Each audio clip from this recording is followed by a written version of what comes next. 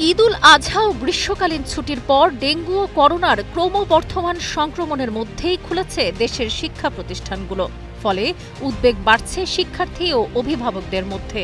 সরকারি সিদ্ধান্ত অনুযায়ী রোববার থেকে প্রথম ধাপে কলেজ ও বিশ্ববিদ্যালয়ে পাঠদান শুরু হয়েছে। এরপর 22 জুন থেকে প্রাথমিক, মাধ্যমিক ও কারিগরি শিক্ষা প্রতিষ্ঠানগুলো খুলবে।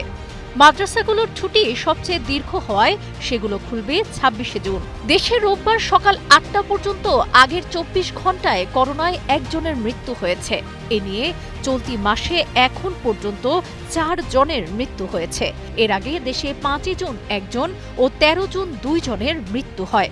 এদিকে ডেঙ্গুর সংক্রমণও বাড়ছে। জুনের প্রথম 13 দিনে ডেঙ্গুতে আক্রান্ত হয়েছেন 1225 জন এবং মারা গেছেন 5 জন। মে মাসে আক্রান্তের সংখ্যা ছিল 1773 জন।